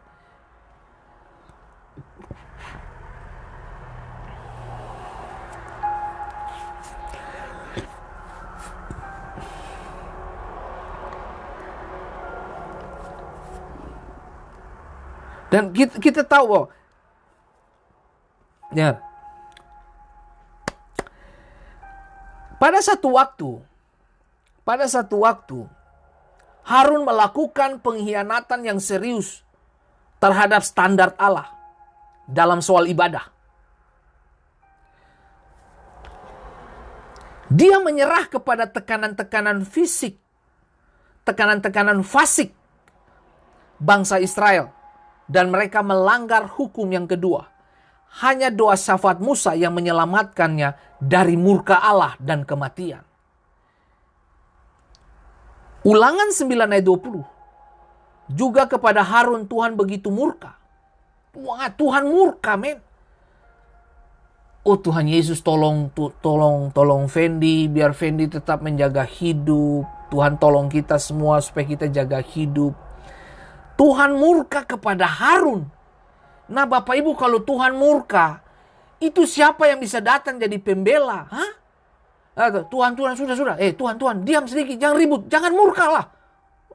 Itu saja mau marah-marah. Kamu siapa? Dikatakan begini, juga kepada Harun Tuhan begitu murka. Wah, itu murka tuh kakak dari marah. Itu murka tuh, itu. Nah, hingga ia mau membinasakannya. Nah, itu kalimat. Allah mau membinasakan siapa? Harun. Maka pada waktu itu aku berdoa untuk Harun juga. Aduh, ini Musa dia punya hati manis lawang. Dia punya hati paling kukis pisang. Dia punya hati nice. Aduh, ini good man ini. Aduh, ini orang baik. Dia punya hati manis banget. Dia berdoa buat saudaranya. Saudara bisa bayangin. Nah, cuman kalau Bapak Ibu sudah berdoa buat orang, jangan ungkit-ungkit lagi. Dia sembuh tuh kan karena doa saya. Aduh, sabar dulu teman. Nah, mungkin juga karena doanya gitu loh. Nah, tapi mari saya kasih tahu buat saudara. Nah, tapi hari ini Bapak Ibu yang diberkati Tuhan, waktu Musa lagi ngomong dan bertemu Tuhan, Israel tunggu Musa turun lama. Ending-endingnya apa? Mereka ganggu Harun. Kita nggak tahu Musa di atas itu sudah mati apa masih hidup itu. Mari, kau bikin Tuhan sudah. Gitu. Akhirnya mereka bikin lembu sapi emas itu. Oh my God, mereka bikin lembu sapi emas. Musa turun, Musa mama. Lalu akhirnya Tuhan bilang ini, Musa, kau turun dulu lihat itu bangsa. Itu bangsa memang sudah jadi liar. Mereka seperti kuda liar tanpa kendali. Memang benar-benar mereka liar. Itu yang saya mau bilang buat saudara. Pendapat banyak orang belum tentu kebenaran. Ketika Musa naik ke atas, banyak orang mendesak dalam kefasikan untuk membuat Harun setuju dengan kelakuan mereka. Tuhan murka bukan? Makanya saya mau bilang buat saudara Bapak Ibu, ibadahlah yang serius. Mendekatlah kepada Tuhan dengan keseriusan hati. Kamu gak bisa main-main dengan ibadahmu. Ibadahmu itu mengandung janji. Dengar baik, tidak ada investasi di bumi ini yang berbicara sampai kepada kekekalan. Itu ibadahmu. Ibadahmu. Ibadahmu itu yang berbicara sampai kepada tahta Tuhan. Nah, biarnya kiranya hari ini Bapak Ibu kita belajar sesuatu yang baik. Mengapa kita nyembah Yesus?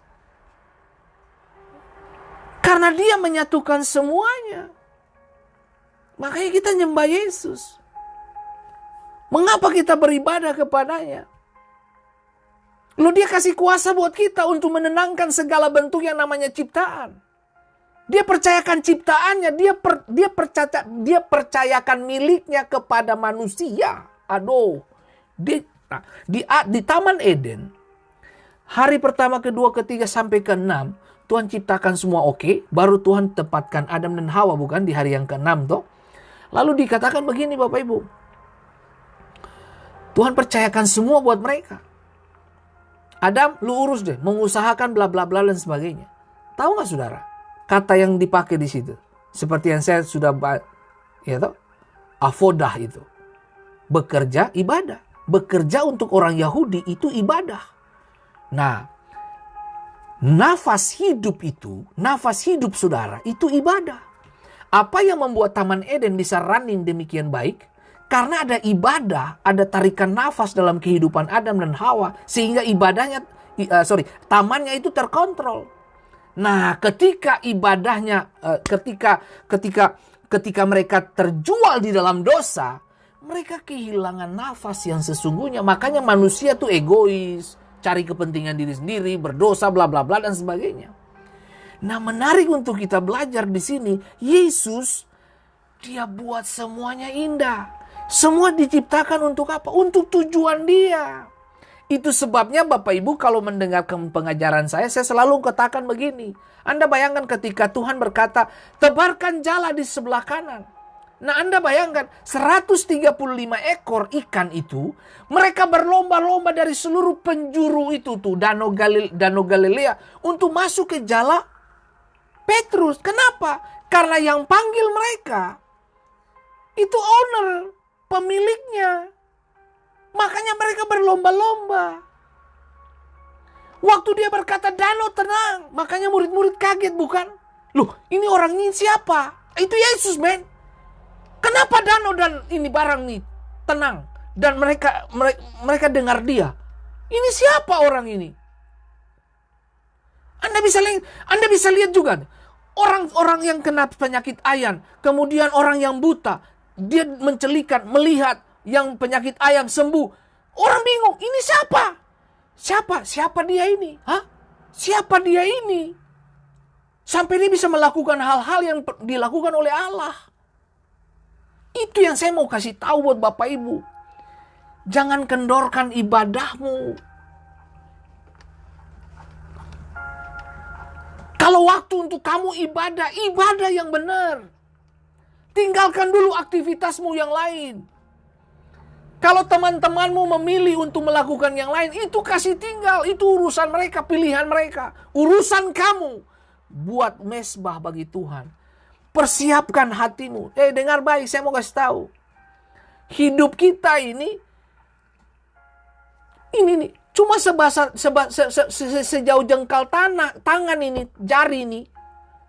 Anda lahir di sini. Ini pendek banget ini. Sangat singkat hidup kita, men. Jadi hari ini kiranya Bapak Ibu, aduh tolong juga Bapak Ibu, kenali Tuhan sungguh-sungguh lah. Kalau ada orang, kalau temanmu sedang melakukan dosa bla bla, ada selingkuh, mabuk-mabukan, bisikin kepada dia. Panggil dia pelan-pelan, kamu doakan dia bla. Berdoa dulu sebelum kamu sampaikan firman. Berdoa dulu, lalu bisikin dia, panggil dia, ajak dia minum kopi, lalu bicara dari hati ke hati. Kamu tahu gak yang kamu buat sekarang? Kamu tahu gak yang kamu hidupi sekarang? Kamu hidup dengan istri orang, itu gak bagus. Kamu hidup dengan suami orang, itu gak bagus. Kamu tahu gak? Kamu hidup dengan suami orang, istrinya lagi berdoa siang hari malam dengan air mata. Hati-hati loh. Gitu. Anak-anaknya sedang menangis karena bapaknya gak pulang, diambil sama perempuan ini. Hati-hati loh. Makanya saya mau bilang buat saudara, Doa orang benar itu besar kuasanya. Saya kutip pernyataan Pak Gilbert. Kalau kamu pulang dari selingkuhan, istrimu sambut kamu, tanya, sudah makan belum? Nah, tapi kalau pada saat istrimu lagi berdoa, itu hati-hati tuh. Hati-hati tuh. Hati-hati. Makanya saya mau mengingatkan Bapak Ibu semua dari tempat ini. Saya tidak peduli Anda mau dengar program saya atau tidak. Selama kebenaran saya akan kasih tahu apa adanya kepada Anda. Karena saya tidak pingin kamu ke tempat api yang bernyala-nyala itu. Saya pengen semua kita menikmati sorga yang kekal. Dan jangan bilang bahwa Tuhan itu penuh kasih. Jangan bilang Tuhan penuh kasih sementara kamu masih hidup di dalam kejahatan moral. No. Saya bilang Tuhan, dengar keadilan Tuhan. Hati-hati dengan keadilan Tuhan. Kalau keadilan Tuhan datang, itu dua hal aja. Ditolak atau diterima. Itu aja. Dengar baik, dengan Tuhan kita nggak bisa main yang namanya wilayah abu-abu. No. Kalau Anda dingin-dingin yang benar-benar dingin. Kalau Anda panas-panas yang benar. Jangan abu-abu. No. Tuhan tidak berdiri di area abu-abu. No. Tuhan tidak berdiri di area abu-abu. Abu-abu dikatakan ini, kamu dimuntahkan, titik. Nggak ada cerita. Kalau sampai Tuhan kasih muntah, aduh. Saudara dengar baik, setiap hari saya benahi hidup saya. Setiap hari. Saya harus kikis keinginan daging saya. Kasih buang semua keinginan daging saya. Makanya saya tidak mau ada pikiran-pikiran yang datang mengganggu saya sana sini. Saya nggak mau. Saya nggak mau. Saya tidak mau. Jangan pernah berdiri mempercayai Tuhan di wilayah abu-abu. No. Nggak ada abu-abu. Nggak ada suam-suam kuku di situ. Nggak ada. Alkitab berkata kalau you panas-panas yang betul. Kalau mau dingin-dingin sekalian. Gitu. Jangan berdiri di atas wilayah abu-abu. Kamu akan kehilangan banyak hal di situ. Kita sudah terhubung dengan Tuhan, terlepas dari pandangan kita. Secara daging, kita sudah terhubung dengan Tuhan. Jangan mau dibodohin, saudaraku. Matius 8 ayat 27. Dan heranlah orang-orang itu katanya, orang apakah dia ini sehingga angin dan danau pun taat kepadanya. Nah loh, orang bertanya, kenapa you sembah Yesus? Beritahu sama mereka. Saya percaya Yesus karena dia tenangkan badai. Saya menyembah Yesus karena dia tenangkan seluruh persoalan hidup saya. Dia solusi yang dapat dipercaya. Tanya dia balik, apakah Tuhanmu melakukan hal yang sama? Hah? Gitu. Saudara dengar baik. Dengar. Nah, kalau mereka berdalih lagi bahwa, oh, saya punya Tuhan, saya berdoa kepada Tuhan saya, dia sembuhkan saya. Oke. Tuhanmu pernah mati bangkit? Ambil kehidupan kembali? Nggak sampai di situ, bos. Tuhan kita, dia mati dan dia ambil kehidupan kembali. Nah, ini yang membuat saya menyembah dia. Dan murid-murid 120 orang menikmati itu. 500 orang menyaksikan kebangkitannya. Dan kemuliaan itu. Orang menonton dia. Ini yang membuat kita semakin percaya dan menyembah Yesus. Yesus bukan cuma nabi atau guru. Dia Tuhan.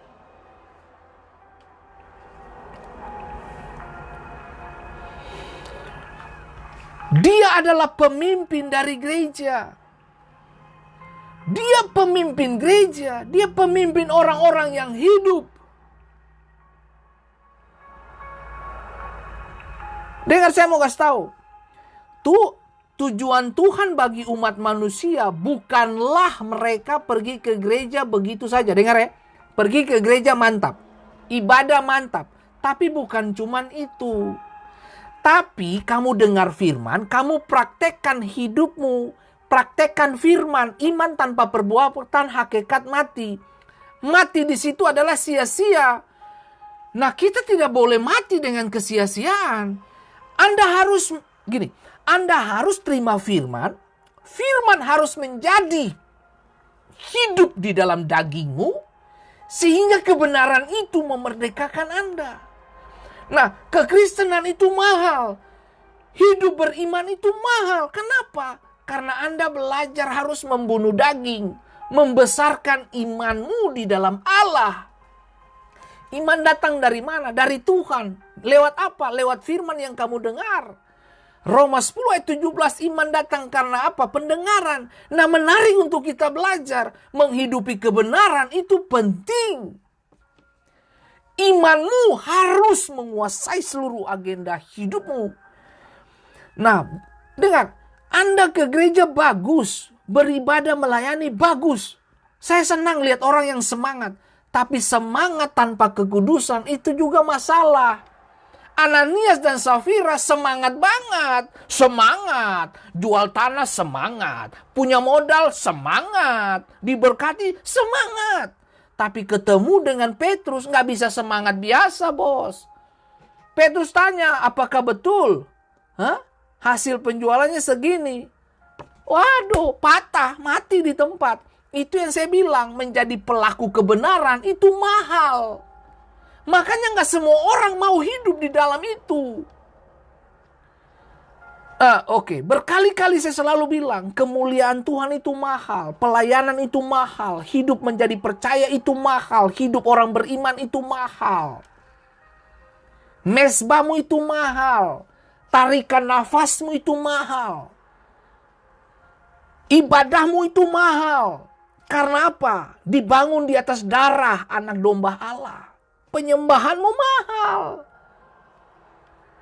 Makanya kita nih bukan anak-anak gampangan atau anak-anak murahan. Kita nih mahal. Makanya ibadah kita itu punya kuasa karena kita mahal.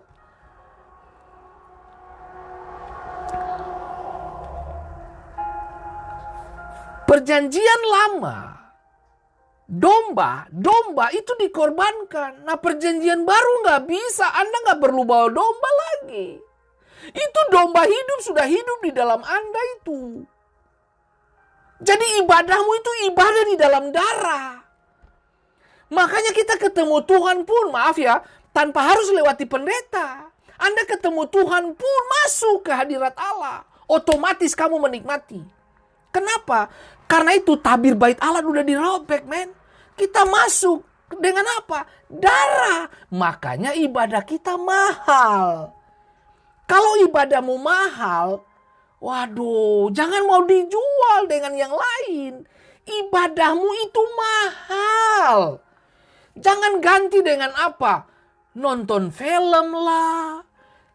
Nonton film tidak berdosa. Cuman kalau kamu sampai ketagihan film, ketagihan main games, lalu kamu punya ibadah terbengkalai, itu juga salah. Jangan mau ganti ibadahmu yang mahal dengan hal-hal murahan yang datang dari dunia. Gitu.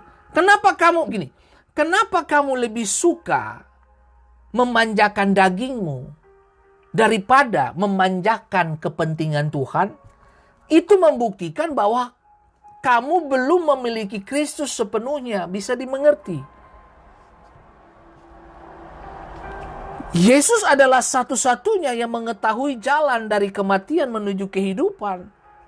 Kita percaya dia karena dia pernah mati dan dia bangkit. Bukan dia lupa bangkit, dia bangkit. Lalu kemudian kita dapati 40 hari dia menampakkan diri kepada murid-murid. Oh my goodness, ini hal yang spektakuler, luar biasa. Makanya kenapa saya nyembah Yesus? Karena dia bangkit. Yesus adalah orang pertama yang menerima tubuh kebangkitan.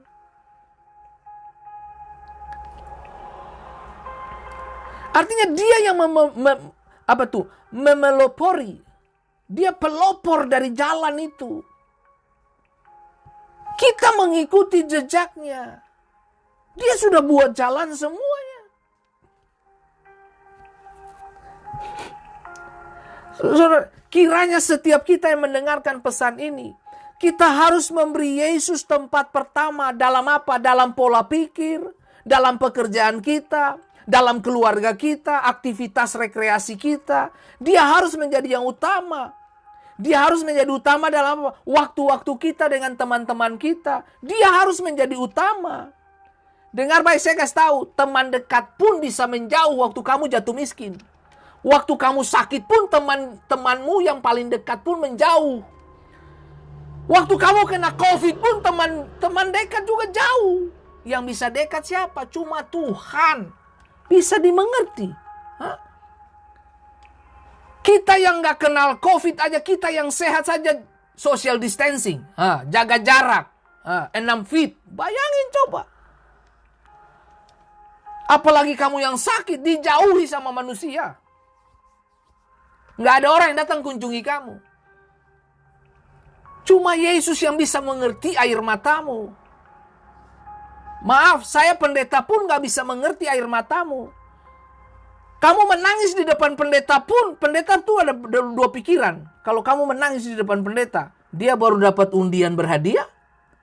Atau dia lagi mikir tentang hutang? Atau jangan-jangan dia baru dapat gaji? Atau apalah. Gitu.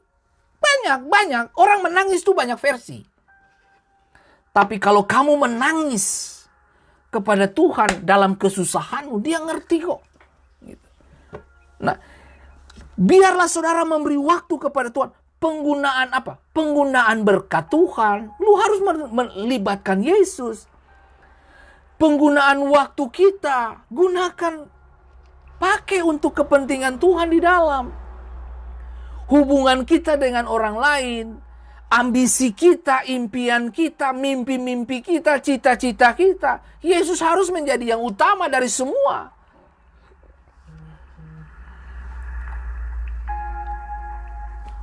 Saudaraku yang diberkati Tuhan, Dia adalah segala yang kita butuhkan selama-lamanya. Yesus segala-galanya. Jangan terganggu dengan tempat lain. Yesus segala-galanya. Nah, sayangnya adalah ketika Yesus belum menjadi segala-galanya dalam hidup kita, makanya kita terganggu dengan apa? Uang. Kita terganggu dengan apa? Posisi, jabatan, pengakuan manusia. Kita terganggu. Kenapa? Karena Yesus belum jadi yang utama. Kalau Yesus jadi yang utama, orang lain, temanmu dipromosi, kamu tetap senyum-senyum saja. Karena berkatnya dia, bukan berkatnya saya. Agendanya Tuhan, bukan agendanya kita. Jalannya Tuhan, bukan jalannya kita. Jadi kalau ada temanmu yang diberkati, itu berkat untuk dia. Jangan cemburu, tenang aja. Tuhan tahu dia harus berkati siapa. Gitu. Dia sangat mengerti. Dia adalah segalanya yang Anda butuhkan untuk mengisi rasa sakit kesepianmu. Bagi beberapa yang mungkin lagi cari jodoh nih, belum ketemu nih, udah, Yesus jadi sahabatmu. Dia teman untuk kamu berbagi. Halo? Dia adalah segalanya yang Anda butuhkan untuk memberi Anda kekuatan di masa-masa sulit. Dia adalah segalanya yang Anda butuhkan untuk membimbing dan mengarahkan kehidupanmu. Dia adalah segalanya yang Anda butuhkan untuk mengatasi kebingungan, kepanikan, ketakutan.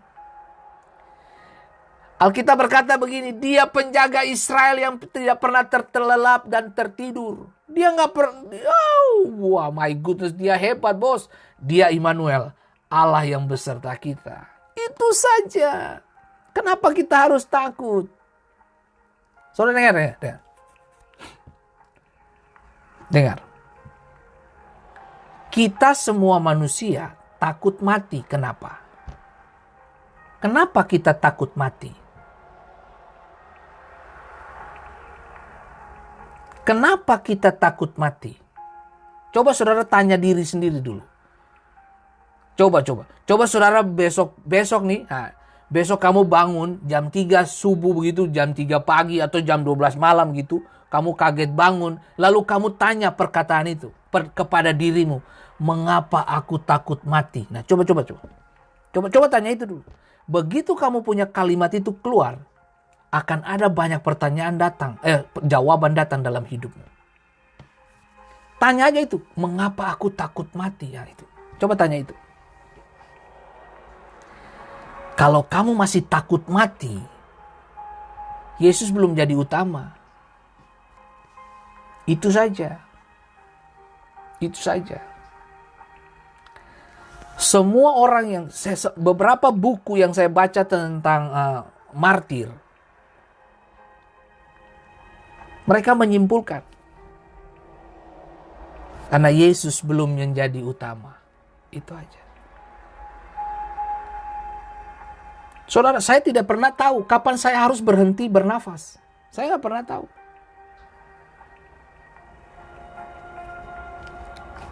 Tadi pagi itu loh, 2-3 jam, 4 jam yang lalu. Setelah saya antar istri saya pulang.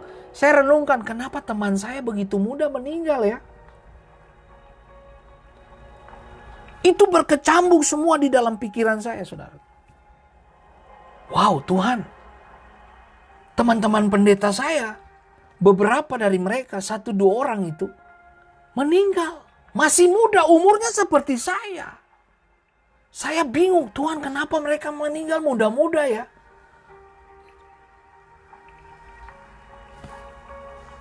Coba saudara pikir, saudara. Berapa kali Tuhan luputkan Anda dari maut?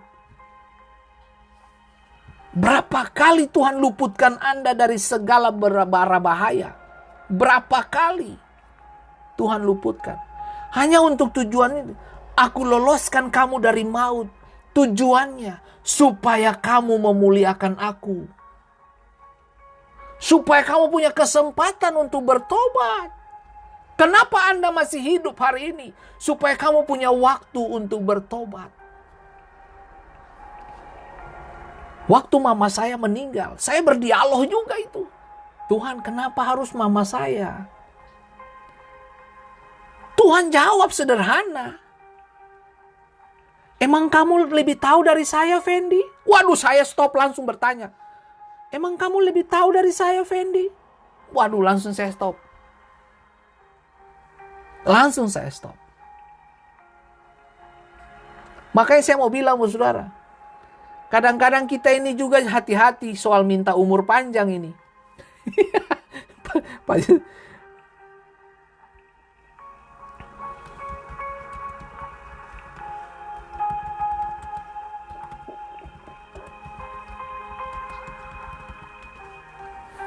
Kadang-kadang kalau saudara minta umur panjang, saya pikir saudara mesti berhati-hati juga.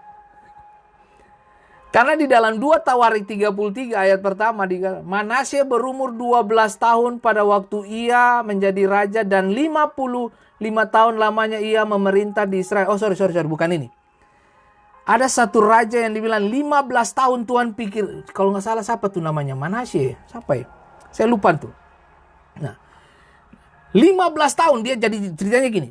Dia sakit, dia minta dari Tuhan, Tuhan sembuhkan dan umurku panjang. Tambah 15 tahun. Nah, dalam 15 tahun itu jadi masalah buat dia. Jadi saya mau kasih tahu buat Bapak Ibu nih. Ini saya bukan menakut-nakuti nih. Ini ya, saya juga mau kasih tahu saudara. Kalau hari ini Anda masih hidup, lakukanlah yang baik dan lakukanlah kehendak Allah. Itu aja. Itu saja. Itu saja. Itu saja saya mau kasih tahu. Lakukan kehendak Allah. Udah nggak usah. Tuhan panjangkan umur saya. Nah, kemungkinan umurmu panjang. Itu ada 2 dalam versinya Tuhan. Tuhan pingin kamu bertobat. Atau kamu jadi berkat. Iya, Hizkia ditambah 15 tahun. Raja Hizkia ditambah 15 tahun. Nah, itu. Thank you Bapak Simon Samu-Samu. Kasih ingat saya. Hizkia dikasih umur 15 tahun. Dan kita tak tahu persis bahwa hati-hati Bapak Ibu, mamamnya. Anda minta umur panjang Tuhan kasih. Tapi kamu bisa kacau lebih lagi. Makanya kadang-kadang saya tuh bertanya-tanya, Tuhan umurku panjang dong Tuhan. Tuhan bilang no. Fendi Sima tahu. Apakah kamu lebih tahu dari aku? Saya tahu kamu marga Sima tahu, tapi kamu juga jangan sok tahu, Fendi. Kamu nggak tahu banyak, Fendi. Tapi aku maha tahu. Aku tahu setiap periode waktu, menit ke menit, detik ke detik, aku tahu siapa orang-orang yang akan kupanggil lebih cepat dan siapa yang akan kuumurkan panjang dia. Aku tahu perjalanan hidupnya. Itu waktu mama meninggal itu, saya berdialog dengan Tuhan. Saya bilang, Tuhan, kenapa mama? Gitu. Tuhan kasih biar dia hidup dong. Biar dia pengen lihat cucu-cucunya berhasil dulu. Tuhan bilang, no Fendi, no. Saya lebih tahu dari kamu. Itu kalimat itu keluar Bapak Ibu. Langsung saya stop bertanya. Aku lebih tahu dari kamu. Waduh, langsung saya stop. Jadi kalau hari ini ada temanmu yang meninggal atau keluargamu yang meninggal. Ini. Tuhan jawabnya gitu. Aku lebih tahu dari kamu. Waduh, sudah. Itu menjelaskan semua hal. Itu menjelaskan semua hal. Saudaraku yang diberkati Tuhan. Wow.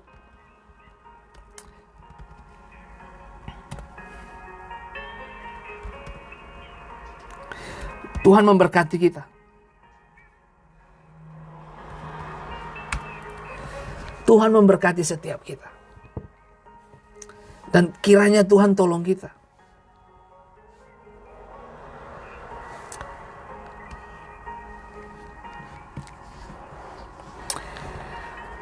Wow.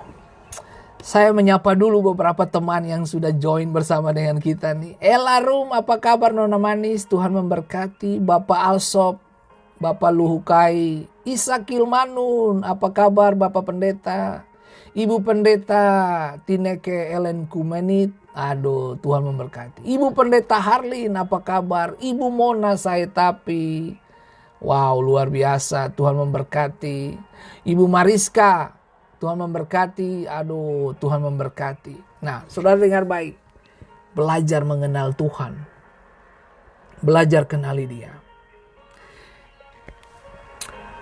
Beberapa kali ada SMS yang masuk dan menanyakan seperti ini, Pak Pendeta, waktu-waktu doa yang enak tuh jam berapa sih? Gitu. Saya jawab gitu, waktu kamu pertama kali bangun pagi, itu waktu paling sedap itu. Coba belajar berlutut di samping tempat tidur kamu. Di situ saja. Gitu. Di situ saja. Itu keren. Jangan habiskan hidupmu, nafasmu untuk hal-hal yang murahan. Jangan, saudara. Ingat ya, yang saya maksud dengan murahan itu apa? Menghabiskan nafasmu di meja judi, menghabiskan nafasmu di tempat-tempat pelacuran, menghabiskan nafasmu hanya tunggu mimpi supaya pasang nomor berapa. Jangan habiskan dirimu di situ Bapak Ibu. Sementara Tuhan tuh lagi tunggu kamu di hadiratnya untuk doa, praise and worship. Sorga tuh lagi tunggu orang-orang penting dari bumi. Jangan habiskan waktumu dengan hal seperti itu. Saya ingat saudaraku, ini terakhir ya, ini terakhir. Saya mengingat satu waktu saya antar salah satu orang Indonesia di Amerika ini. Saya antar ya. Mau kemana Om? Bapak bisa antar saya ke? Oh bisa. Ya Tuhan Yesus, saudara tahu saya antarnya kemana? Dia pergi pasang itu loh, togel gitu loh. Kalau di sini, aduh, saya bilang, Bapak kemana? Kenapa Bapak masuk ke sini? Biasa. Saya bilang, ini sekali seumur hidup saya antar kau ke sini. Jangan panggil-panggil saya lagi untuk antar kamu ke sini. Antar saya belanja ke kebutuhan pokok ke. Ini antar kamu pasang ini barang. Alamak. Kalau di sini dibilang lotre. Waduh. Saya bilang ini kamu nih bikin susah saja. Aduh. Itu kamu capek-capek kumpul duit, kamu kasih orang bikin senang-senang. Waduh, saya bingung dengan manusia ini. Kerja udah banting tulang-tulang mau patah-patah, tidak tidur baik-baik. Tapi kamu kasih orang bandar judi kaya, kamu menderita. Bingung saya dengan manusia ini. Makanya saya bilang, saudara, jaga kesehatan baik-baik. Makan yang sehat. Berdoa lebih banyak, baca Alkitab lebih sering.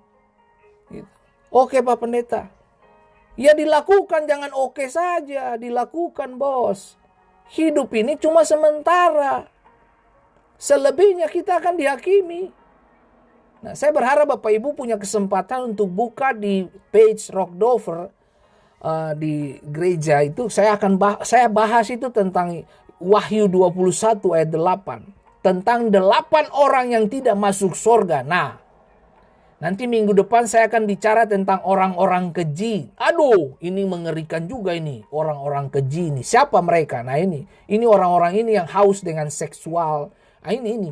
Ini besok tuh, hari Minggu besok saya akan bahas tentang itu. Nah, sudah seri yang kedua saya bicara tentang orang-orang penakut. Dan kemudian saya bicara tentang orang-orang yang tidak percaya. Orang-orang ini yang tidak akan ke sorga. Dan yang ketiga nanti saya akan bicara tentang orang-orang keji. Nah, tentunya ada 8 orang. Itu akan menjadi seri bagi pembicaraan kita. Dan kiranya semua kita bertobatlah Bapak Ibu. Bertobat Bapak Ibu. Saya ngomong ini aja berkali-kali supaya saya mengingatkan diri saya bahwa saya harus setiap hari bertobat. Saya tiap hari bertobat Bapak Ibu. Gitu. Tuhan memberkati kita. Tetap semangat, jadi berkat dimanapun Tuhan utus kita masing-masing. Oke. Emma Kurmasela, yes, jangan mau sia-siakan waktu kita pada hal-hal yang murahan. Betul. Jangan habiskan waktumu kepada hal-hal yang murahan. Habiskan waktumu dengan hal-hal yang mahal dari Tuhan. Itu keren Bapak Ibu. Keren itu. Tuhan memberkati kita semua Bapak Ibu. Sampai jumpa di esok hari dalam pesan yang berlainan lagi. Yang lain lagi. Tuhan memberkati kita. Sebelum kita selesaikan ini, ada beberapa pokok doa yang sudah masuk ke meja kerja kita. Yang pertama kita doakan kepada beberapa dari Bapak Ibu yang sedang menantikan bayinya. Lalu kemudian doakan untuk salah satu ibu yang sedang mengandung dan menantikan proses proses kelahiran bayinya ya. Jadi bayangin coba, ada yang pengen punya baby, tapi ada yang sedang menunggu kedatangan baby, tapi ada juga yang menyia-nyiakan babynya. Itu tuh. Ini misteri nih. Nah, oke, baik Bapak Ibu, kita akan belajar dan kita akan berdoa dan mendukung semuanya. Baik. Nah, oke. Bahkan ada yang lebih heboh lagi nih. Umur sudah diperpanjang. Umur panjang nih. Sembuh dari sakit nih. Tapi kemudian kita dapati ada di meja judi. Aneh kan orang-orang ini. Minta umur panjang Tuhan udah kasih. Nggak persembahkan buat Tuhan sisa hidupnya. Tapi malah ada di meja judi. Oke. Jangan lupa papi. Oke, nanti saya akan kasih masuk di website juga. Dan ada beberapa saya sudah kasih masuk. Bapak Ibu bisa kunjungi website Fendi Manyala, website apa begitu ya. Saya sudah lupa juga website saya itu.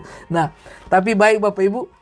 Bapak Ibu bisa kunjungi di sana untuk membaca bagi yang rajin membaca ya. Oke, baik Bapak Ibu, mari kita satu di dalam doa. Bapa, dalam nama Yesus, kesembuhan Tuhan terjadi.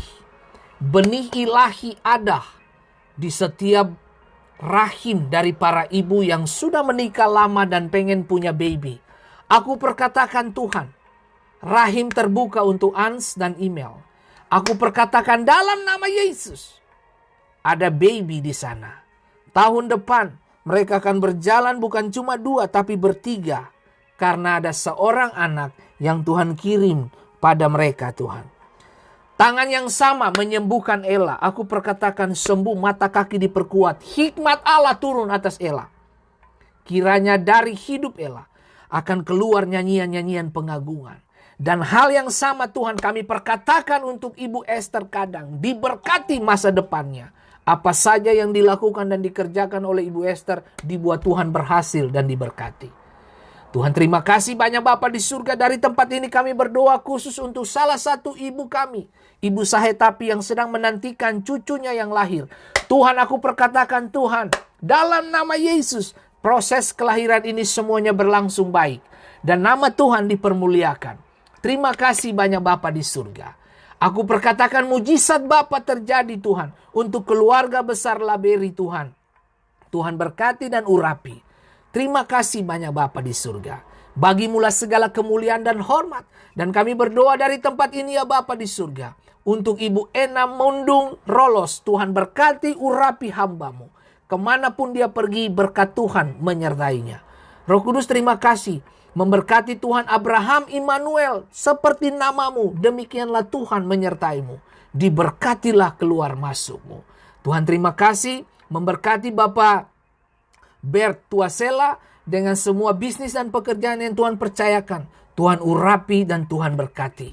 Memberkati juga Tuhan Roh Kudus.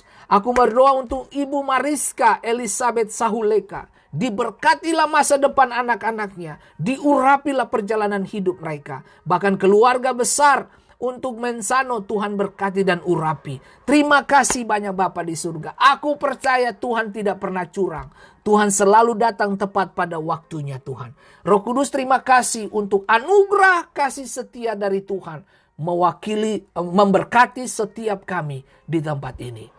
Sebentar kami pisah seorang yang lain. Damai sejahtera dan sukacita memberikan kami tidur nyenyak bagi keluarga kami yang ada di Indonesia. Damai sejahtera dan sukacita Tuhan menyertai Desi, Vice, dan adik-adik semua yang ada di sana.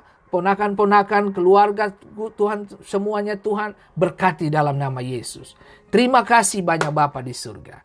Aku lepaskan berkat sukacita Yesus turun atas mereka. Haleluya. Amin. Tuhan memberkati Bapak Ibu. Sampai jumpa di esok hari dalam waktu yang sama dengan program yang sama bersama saya Pendeta Fendi Simatau. Sukacita Yesus menjadi bagian hidup kita semua. Haleluya. Amin. Mantap.